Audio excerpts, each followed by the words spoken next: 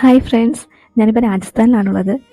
ഇന്ന് ഏട്ടൻ ഡ്യൂട്ടി കഴിഞ്ഞിട്ട് നേരത്തെ വരാമെന്ന് പറഞ്ഞു. അപ്പം പുറത്ത് പോയി കുറച്ച് സാധനങ്ങളൊക്കെ വാങ്ങിക്കണമായിരുന്നു. അപ്പോൾ അതിൻ്റെ ഒരു കുട്ടി വ്ലോഗ് ഇന്ന് ചെയ്യാമെന്ന് വിചാരിച്ചു. ഞങ്ങളുടെ കയ്യിരിക്കുന്ന ഈ ആക്റ്റീവയില്ലേ, ഇത് 2 ആഴ്ച മുന്നേ ഇവിടെ സൺഡേ മാർക്കറ്റിൽ നിന്ന് വാങ്ങിയതാണ്. ഇതൊരു സെക്കൻഡ് ഹാൻഡ് മോഡൽ 2012 ആക്റ്റീവയാണ്. നമുക്കിവിടെ സൺഡേ മാർക്കറ്റിൽ പോയി കഴിഞ്ഞാൽ സെക്കൻഡ് ഹാൻഡ് മോഡൽ ആക്റ്റീവയോ ബൈക്കോ ഏതാണെന്ന് വെച്ചാൽ നമുക്ക് വാങ്ങിക്കാൻ പറ്റും. എനിക്ക് തോന്നുന്നു ആക്റ്റീവയെക്കാട്ടിലും ലോ പ്രൈസിൽ നമുക്ക് സെക്കൻഡ് ഹാൻഡ് ബൈക്കുകൾ ഇവിടെ കിട്ടും. എടുത്തതിന് ശേഷം നമ്മൾ വണ്ടി ഇതുവരെ സർവീസിന് കൊടുത്തില്ലായിരുന്നു. അപ്പോൾ പോകുന്നതൊക്കെ വർക്ക്ഷോപ്പിലും കാണിക്കണം. അങ്ങനെ ഞങ്ങൾ വർക്ക്ഷോപ്പിൽ ചെന്നപ്പോഴാണ് പറഞ്ഞത് കുറച്ച് ടൈം എടുക്കും. അപ്പം ഞങ്ങൾ കരുതി എന്നാൽ നടന്നു പോയി സാധനമൊക്കെ വാങ്ങിക്കാണ്.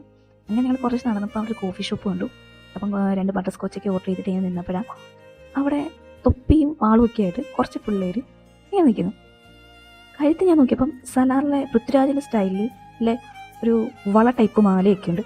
ഇതെന്താണെന്ന് ഞാൻ ഏട്ടനടുത്ത് ചോദിച്ചപ്പോഴാണ് പറഞ്ഞത്, ഇവിടെ ഗുരുനാനക് ജയന്തി നടക്കുന്നുണ്ട്, അപ്പോൾ അതിൻ്റെ ഭാഗമായിട്ട് എന്തോ പ്രോഗ്രാമൊക്കെ ഉണ്ട്, അതാണ് ഈ ഒരു ഡ്രസ്സിങ് എന്നൊക്കെ. ബട്ടർ സ്കോച്ചൊക്കെ കുടിച്ചതിന് ശേഷം ഞങ്ങൾ നെക്സ്റ്റ് പോയത് ഈ മനുഷ്യനെ കൊമ്പമീശ ഒന്ന് മുറിക്കാൻ വേണ്ടിയിട്ടാണ്. അങ്ങനെ എൻ്റെ അടുത്തായിട്ടൊരു ഡിവൈൻ എന്ന് പറഞ്ഞൊരു സലൂൺ കണ്ടു.